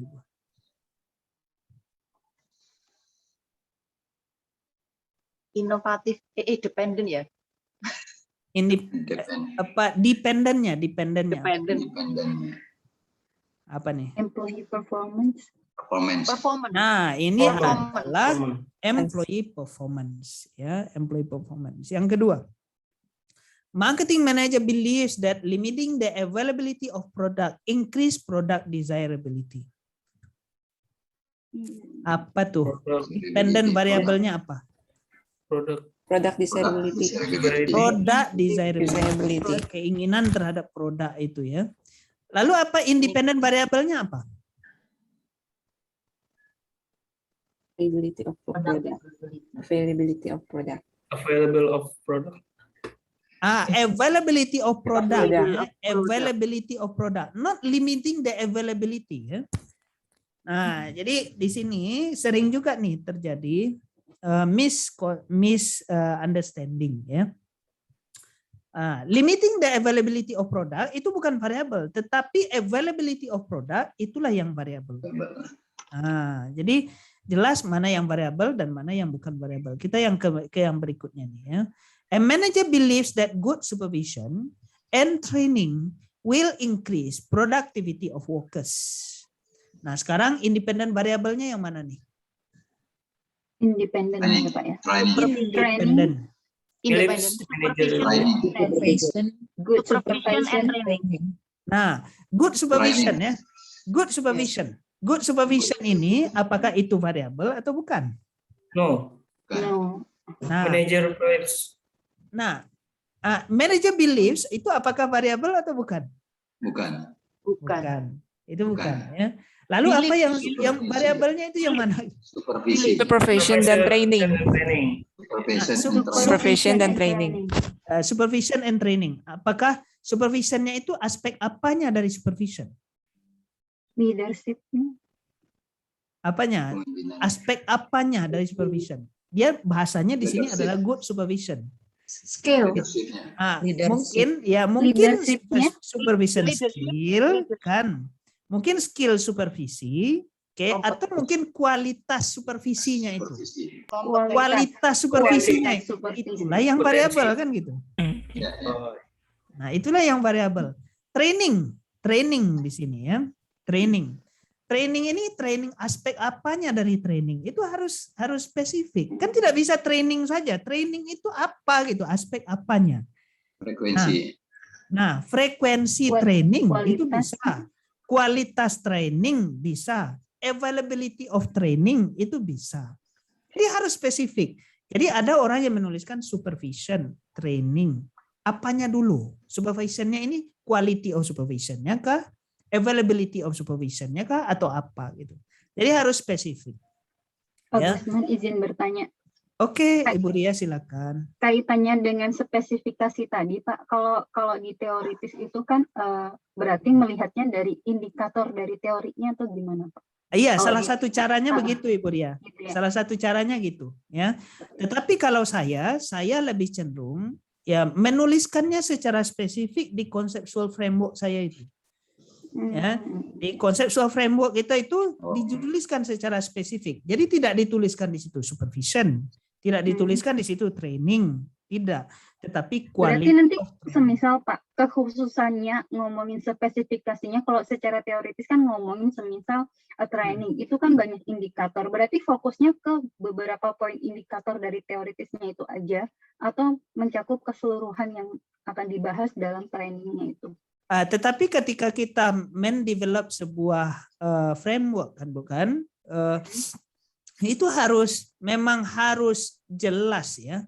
Jadi itu direfleksikan nanti dengan indikator-indikator kita. Jadi indikator, kalau training indikatornya seperti apa ya? Oke, indikatornya seperti apa? Kalau kualitas training, indikatornya mesti mengukur kualitas training. Kalau availabilitas misalnya, availabilitas training misalnya, itu indikatornya mesti soal availabilitas of the training. Kita tidak bisa ngambil yang lain kan gitu. Kan harus gitu. Jadi now ya, nah berikutnya ya, di sini yang jadi dependent variabelnya ini jelas ya, productivity ya. Productivity ini kan jelas ya, produktivitas ini jelas itu sebenarnya ya. Jadi singkatnya seperti inilah ya, variabel itu adalah kalau orang Melayu, orang di Malaysia itu mentranslate-nya variabel itu adalah pemboleh ubah ya gitu. Pemboleh ubah ya, sesuatu yang boleh berubah, sesuatu yang boleh kita ubah-ubah. Nah, jadi kalau good supervision itu gimana cara merubahnya? Bukan good supervisionnya yang dirubah, tetapi quality of supervisionnya itu yang dirubah. Kalau training ditulis training saja ya, training saja. Training itu yang dirubahnya apanya? Apanya yang dirubah? Apakah kualitas trainingnya atau yang lainnya, aspek lainnya dari training? Nah, makanya kita harus spesifik. Nah, berikutnya ada exercise yang keempat. Marketing manager believes that selecting physically attractive spokesperson and models to endorse their products increase the persuasiveness of a message. Maka di sini independent variabelnya apa?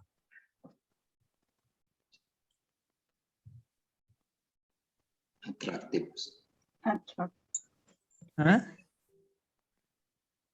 Apa nih? Independent variabelnya dulu apa nih? Atraktif spokesperson. Attractive spokesperson ya. Attractive spokesperson. Apakah itu variabel?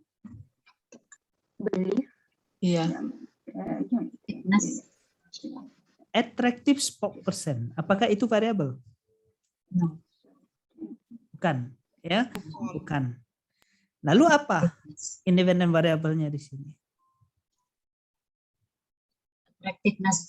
Attractiveness. Betul, attractiveness of spokesperson. Bukan atraktifnya itu, tetapi attractiveness-nya itu. Apa ya dalam bahasa kita ya? Attractiveness ini daya tarik. Daya tarik. Daya tarik daripada spokesperson-nya itu, ya, juru bicaranya itu ya. Ya, atau modelnya itu, daya tariknya itu. Itu yang jadi variabel, bukan attractive spokesperson-nya. Ada juga yang menulis di situ spokesperson ya. Spokesperson apanya? Aspek apanya dari spokesperson? Nah, gitu. Nah, to endorse their product increase the persuasiveness of the message. Maka persuasiveness of a message itu adalah dependent variabelnya, ya. Itu adalah dependent variable. Nah, ini lebih apa lagi ya? It has been found that there is a relationship between availability of reference manuals and number of product rejects. Nah, kalau dari sini ya, dari kalimat yang pertama ini jelas bahwa dependent variabelnya apa? Availability. Dependentnya dulu. Number of product rejects. Nah, number of product rejects. Ya. Bukan product rejects-nya, tetapi number of product rejects. Ya. Kemudian yang berikutnya, independent variabelnya itu adalah availability of reference manual. Bukan reference manualnya, tetapi availability-nya. Karena apa? Karena bisa dirubah, availability-nya itu bisa dirubah kan. Bisa dirubah, bisa diadakan, bisa tidak diadakan. Oke, atau bisa lengkap, bisa tidak lengkap. Nah, kan gitu, availability-nya itu. Ya. Nah, when the workers follow the procedures laid down in the manual, they are able to manufacture the product that are flawless. Nah, sekarang apa variabel yang bisa kita identifikasi dari sini?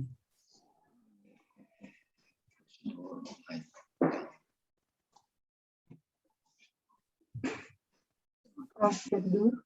Nah, when the workers follow the procedures, dia mengikuti prosedur atau tidak, kan gitu ya. Nah, bisa mengikuti, bisa tidak mengikuti, kan gitu. Nah, baca yang berikutnya. However, only those who have interest and us to refer the manual will produce the flawless product.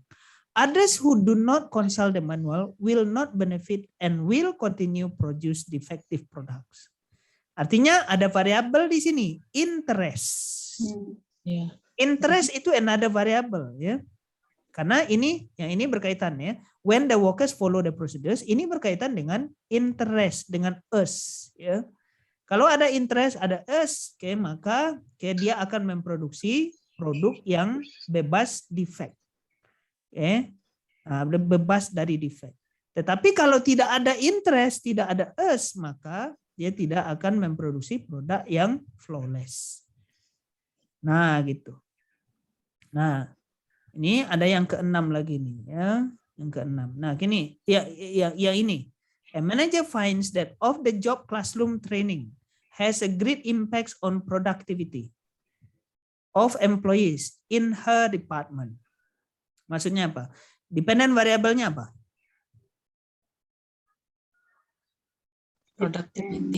Productivity of employees.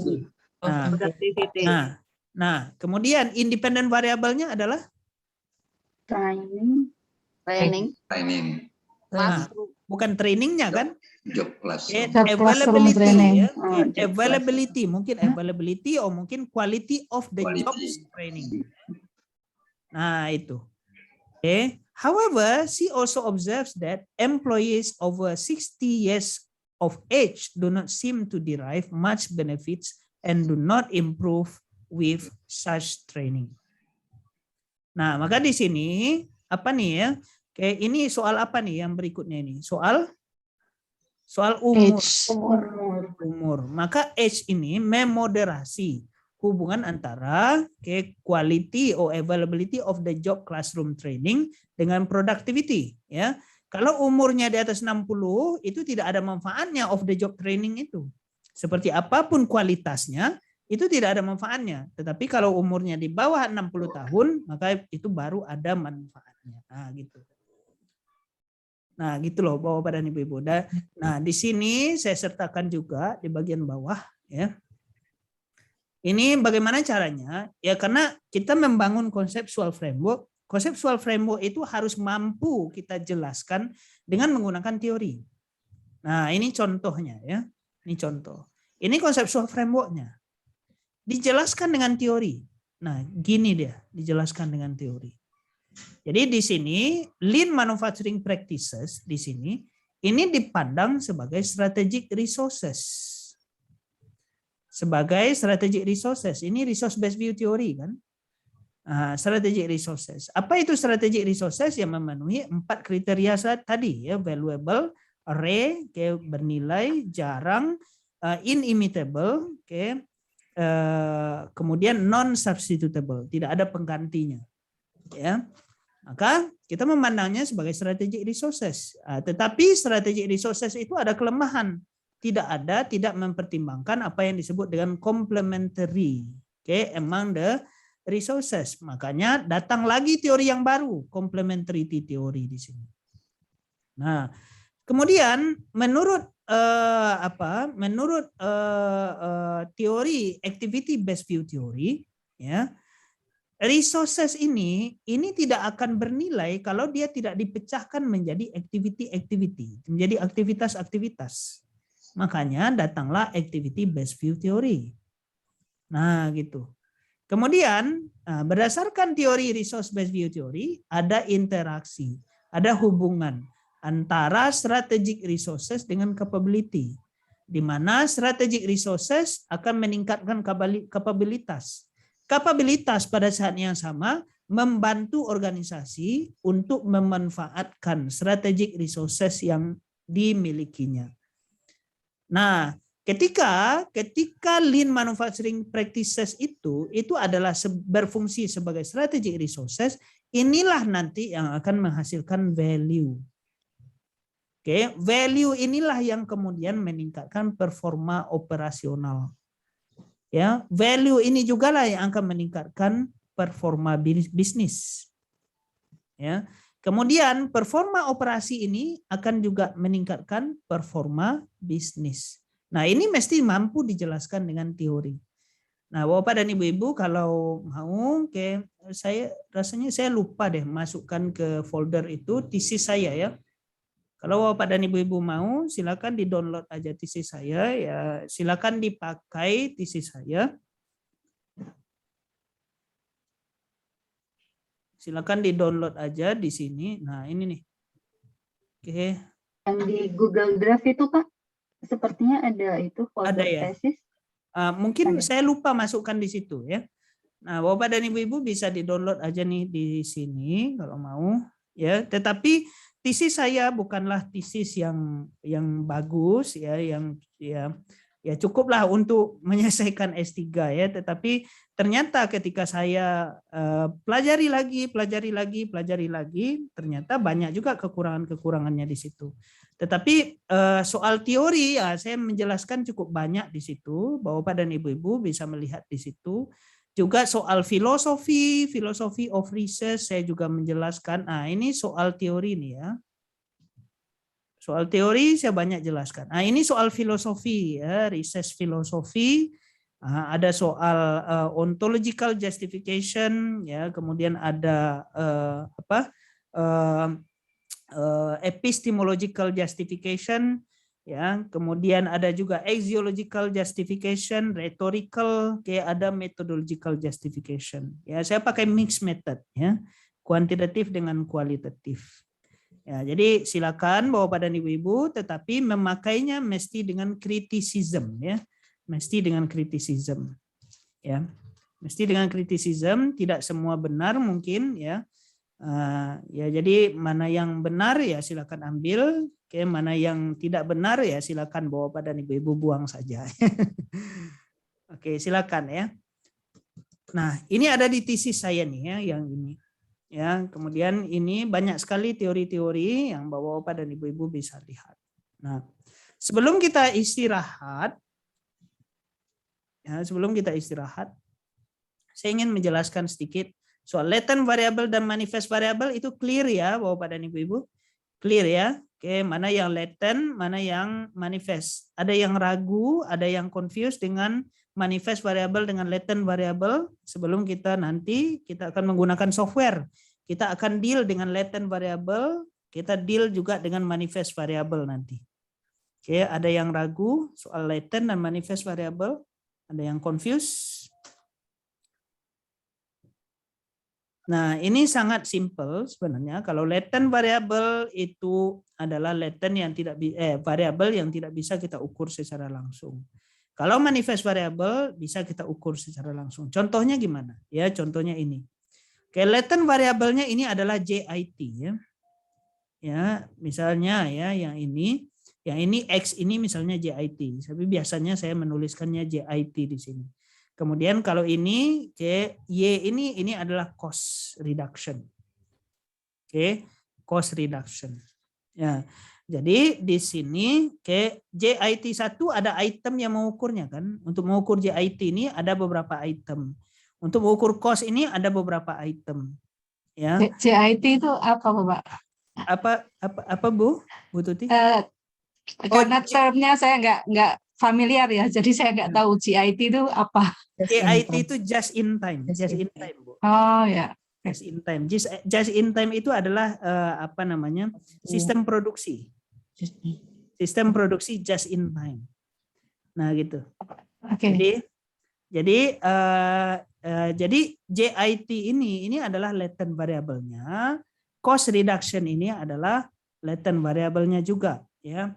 Kemudian ada item-itemnya nih ya, item-itemnya. Nah, item-item ini semua JIT 1 sampai JIT 4, cost 1 sampai cost 4, semua ini adalah manifest variabelnya. Nah, jadi nanti ketika kita memodelkan dengan menggunakan Smart PLS, Bapak dan Ibu-ibu, kita menggambarkannya seperti ini. Setiap latent variable itu mesti digambarkan dengan oval. Setiap manifest variable itu mesti digambarkan dengan segi 4. Ya, segi 4 ya. Nah, gitu. Jadi gitu kalau di structural equation modeling. Jelas perbedaan antara latent variable dengan manifest variable. Kemudian nanti ketika kita run modelnya, itu nanti akan ada nilai di sini nih ya, di panah ini ada nilai, di setiap panah ini akan ada nilai nanti. Ya, setiap panah ini akan ada nilai. Nah, kalau nilai itu antara latent variable dengan manifest variabelnya, maka nilai ini disebut dengan loading. Disebut dengan loading, atau di dalam Smart PLS kita menyebutnya outer loading. Jadi outer loading. Nah, jadi di setiap X1 sampai X4, Y1 sampai Y4 nanti akan ada nilai nih di sini nih, namanya loading. Kemudian antara X dengan Y ini, antara X dengan Y juga ada nilai nanti di sini. Tetapi ini tidak disebut dengan loading, tetapi ini disebut dengan beta. Ini beta. Atau path estimate ya, path estimate. Nah gitu. Oke. So ini sangat simpel sebenarnya. Oke, nanti di modeling itu mudah kita mengetahui mana yang latent variable, mana yang manifest variable. Nah, bagaimana caranya kita memodelkan nanti dengan Smart PLS ya? Smart PLS ini sangat mudah ya, sangat mudah. Tetapi walaupun mudah, kita mesti memahami konsep-konsepnya dulu. Ya, konsep-konsepnya ini yang penting. Kalau klik-klik saja ya itu mudah, ya mudah. Tetapi hati-hati mengklik ya, karena itu mudah. Ya, banyak juga yang tidak hati-hati dalam mengklik, jadinya salah gitu. Nah, jadi di sini ketika kita menggambarkan model dalam structural equation modeling di dalam Smart PLS, ada namanya inner model, ada outer model. Outer model itu apa? Outer model itu adalah yang berwarna biru ini ya. Yang berwarna biru ini. Inner model adalah yang berwarna coklat. Jadi outer model itu adalah soal hubungan antara latent variable dengan manifest variabelnya. Latent variable itu adalah hubungan antara outer model itu adalah hubungan antara latent variable dengan manifest variabelnya. Kita lihat di sini nih. Latent variabelnya ini, manifest variabelnya ada 5. Ya, usefulness ini adalah latent variable, manifest variabelnya ada 4. Ya, attitude, manifest variabelnya ada 5. Nah, gitu. Jadi ini disebut outer model. Kemudian yang berikutnya yang menghubungkan antara latent variable dengan latent variable yang lain. Nah, ini disebut dengan inner model. Nah, ini terma yang akan kita pakai nanti ketika kita memodelkan dengan structural equation modeling with Smart PLS. Ya, inner model dengan outer model. Kalau di EMOS kita tidak kenal dengan inner model dengan outer model. Tidak ada terma itu. Jadi ini spesifik untuk Smart PLS. Ada inner model, ada outer model. Nah, berikutnya. Oke, sebentar ya Bapak Ibu.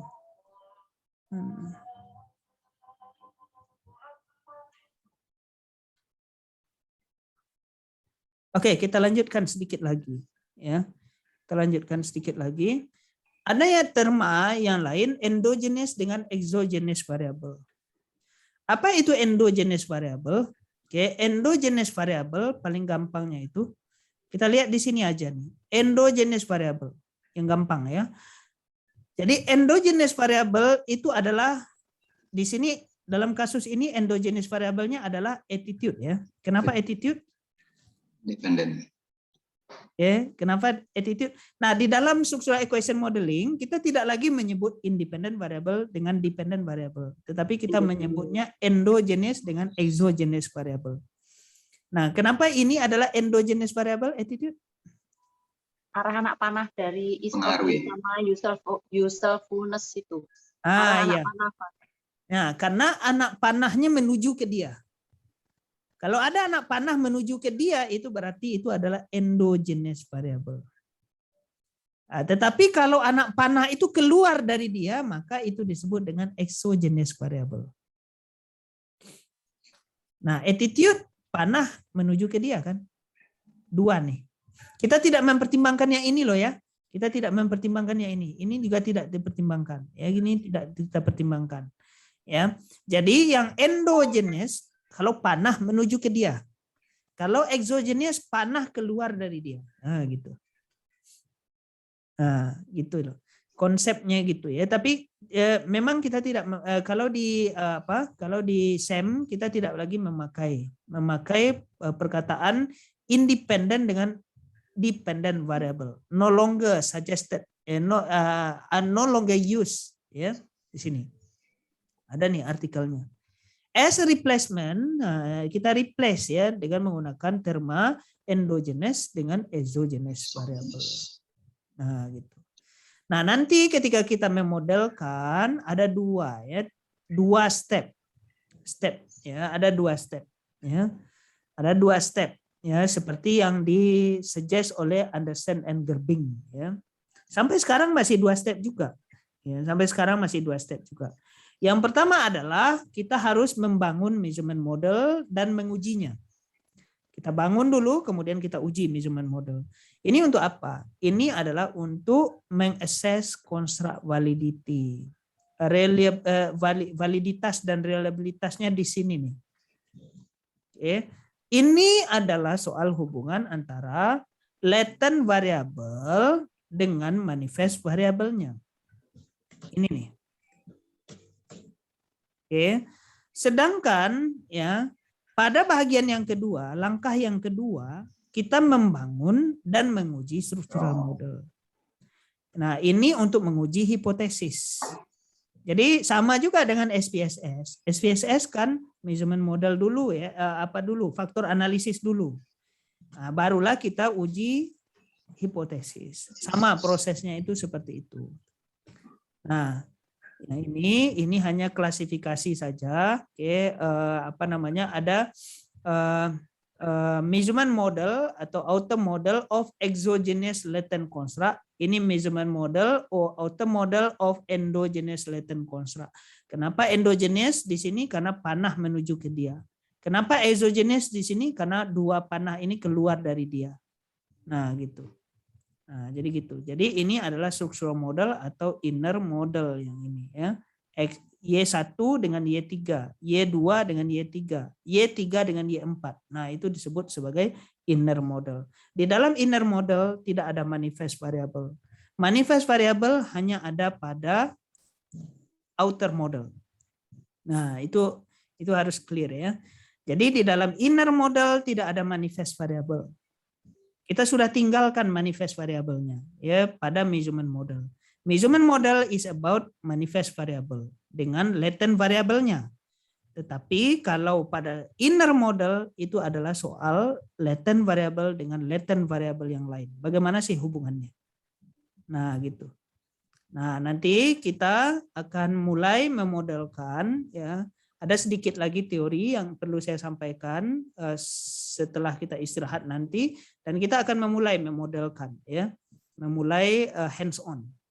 Jadi di sini bagaimana caranya menggunakan Smart PLS? Prosesnya ini 7. Ya, prosesnya ini 7. Nah, tetapi proses ini sangat simple. Nanti Bapak dan Ibu-ibu tidak perlu menghafal ini. Nanti kalau udah dengan softwarenya, nah ini sangat mudah nanti. Ya. Ini Smart PLS 2 sekarang tidak dipakai lagi nih ya. Tetapi masih ada yang pakai ya. Tetapi untuk publikasi biasanya orang tidak pakai yang ini lagi ya.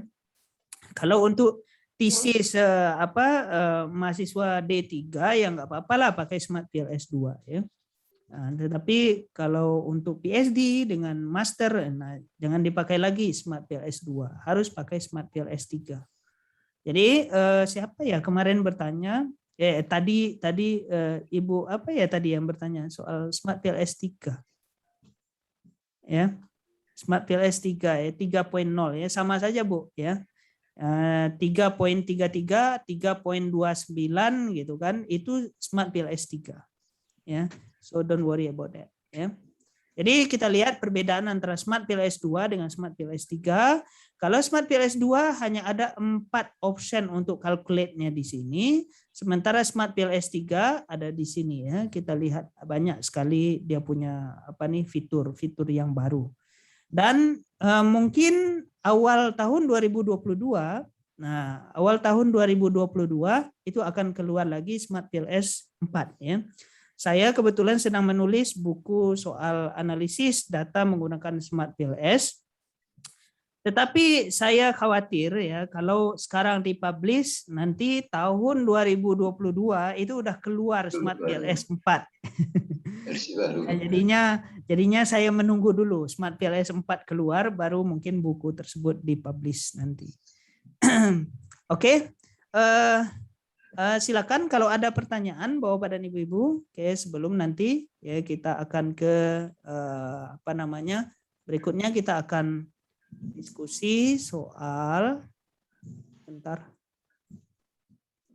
izin akan bertanya, Pak. Oke, Bu, silakan. Ya. Silakan Ibu. Ya, terima kasih Pak atas kesempatannya. Saya mau meyakinkan ini Pak tentang penggunaan SEM. Ada beberapa diskusi yang sudah kami lakukan. Itu kalau misalnya pengujian penelitian kita berbasis keuangan, terutama misalnya datanya diambil di pasar modal gitu Pak. Jadi data secondary itu untuk misalnya kita mengolah data itu SEM itu tidak cocok.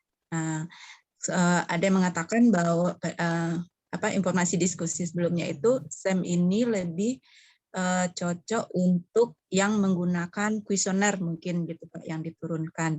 Nah, menurut Bapak gimana nih diskusi yang seperti ini? Nah, gini Bu Fari ya, kayak gini. Jadi structural equation modeling itu adalah untuk menguji hubungan antar variabel. Ya. Nah, kalau risetnya itu soal hubungan antar variabel, maka pakailah SEM. Tidak masalah kalau datanya itu primary ataupun secondary, data primer ataupun data sekunder. Kalau Bapak dan Ibu-ibu misalnya pakai data sekunder, ya itu tidak ada masalah.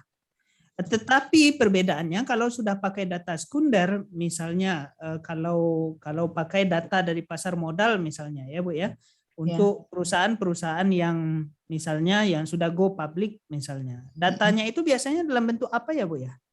Dalam bentuk rupiah kan? Bisa rupiah, bisa rasio gitu Pak. Bisa rupiah, bisa rasio kan? Nah, rasio itu kan dihitung, ada formulanya untuk menghitung rasionya. Maka di sini kalau datanya itu adalah data dari pasar modal, maka kita tidak perlu lagi menguji apa yang disebut dengan validitas dan reliabilitasnya. Tidak perlu validitas konstraknya itu tidak perlu. Ya, karena memang datanya memang sudah begitu gitu. Ya, datanya itu memang sudah begitu. Berbeda. Datanya itu kan data real ya Bu ya. Berbeda dengan data misalnya persepsi misalnya pakai kuesioner, pakai persepsi. Nah, itu datanya itu kan subjektif. Sementara kalau dari pasar modal datanya itu objektif. Maka tidak perlu lagi diuji konstruk validity-nya, itu tidak perlu lagi diuji. Jadi apakah bisa pakai SEM? Ya bisa selagi itu soal hubungan antar variabel. Kalau tidak hubungan antar variabel memang SEM tidak bisa. Nah, gitu. Itu Ibu Fari, insya Allah. Satu lagi Pak, kalau misalnya menguji prediksi, tadi ada Bapak menyebutkan kita memprediksi apakah ini bisa merubah variabel yang lain gitu Pak. Nah, ini bagaimana Pak? merubah variabel, mempengaruhi, merubah variabel yang lain. Apakah bisa, saya terminologi nih Pak, apakah nanti variabel X mempengaruhi Y atau variabel X memprediksi Y? Ini ya. Berbeda atau gimana nih Pak? Iya, sama saja sih. Jadi memprediksi artinya kalau itu kan ada prediktor, ada outcome kan. Ya. Nah, jadi outcome-nya itu adalah Y-nya, ya sama saja sih Bu. Terus gimana Bu? Apakah itu bisa kita katakan sebagai menguji hubungan seperti itu Pak? Iya bisa, sama saja. Sama saja menguji hubungan. Ya bisa saja. Jadi ada yang menyebutnya begini, ada yang menyebutnya relationship, ada yang menyebutnya dengan cause and effect. Cuman bagi kami di Malaysia itu kita tidak lagi memakai kalau misalnya kita menguji cause and effect, kita tidak lagi menyebutnya relationship. Karena relationship itu tidak cukup spesifik sebenarnya, Bu. Jadi kalau kita pakai kata relationship, itu tidak semestinya itu cause and effect. Kalau relationship misalnya hubungan, itu kita bisa pakai korelasi saja. Kita tidak perlu pakai regresi. Tetapi kalau kita mengukur cause and effect, ya cause and effect, sebab akibat, maka itu harus pakai regresi, tidak bisa pakai korelasi saja kan gitu. Nah, makanya kalau kita menyebutnya efek, nah itu pakai regresi. Tetapi kalau relationship itu bisa pakai regresi, bisa pakai korelasi saja gitu. Nah, makanya di sini harus spesifik apakah cause and effect atau relationship. Kalau di Malaysia kami sudah memakai cause and effect. Jadi hipotesis itu tidak lagi ada hubungan yang positif, antara X dengan Y, tidak begitu lagi. Tetapi ada efek dari X, ada efek yang positif dari X kepada Y, gitu. Jadi jelas ya, jelas. Jadi kalau disebut efek itu regression analysis. Tetapi kalau relationship not necessarily to be regression analysis. Gitu. Jadi perlu spesifik saja sih sebenarnya. Ya, artinya kalau kita menguji cause and effect ini SEM bisa dipakai begitu ya Pak? Bisa Bu. Ya, memang untuk itu. Sementara terima kasih Pak. Oke Bu Fari. Oke. Nanti kita diskusi lagi, insya Allah sore ya. Oke, setelah kita istirahat. Dan esok kita akan lanjut lagi ya. Oke, esok mungkin diskusinya lebih panas ya. Oke, Bapak dan Ibu-ibu, kita istirahat dulu dan kita akan kembali jam berapa? Jam 1 atau jam berapa? Saya ikut saja ya. Ke convenience-nya Bapak dan Ibu-ibu jam berapa? 1 jam istirahat, Pak. 1 jam istirahat cukup ya. Ya, 13. Jadi pukul 13 kita kembali lagi ya. Insya Allah ya pukul 13. Oke, Bapak dan Ibu-ibu. Pak Gusman tadi bukunya apa Pak Gusman yang di Google Drive-nya Pak Gusman? Kok saya tadi nyari. Yang mana Bu? Yang mana? Yang buku Grand Theory. Theory of book Pak, Theory of book. Oke, teori books ya. Oke. Saya share di WhatsApp lah. Oke. Atau saya masukkan link Google Drive-nya di mana, Pak? Ada di email, Bu. Link Google Drive ada di email, Bu. Google apa ya? Google Site ini ya, Bu ya?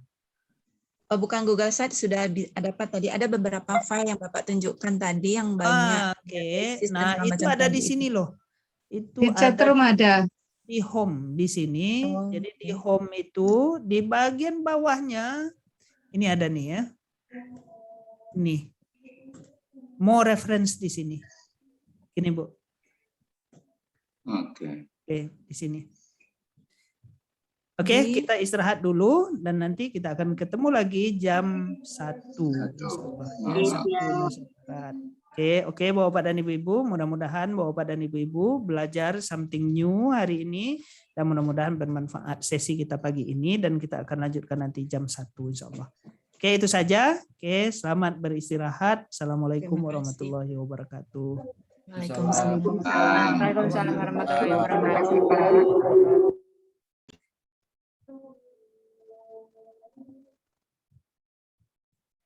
Oh ya, saya lupa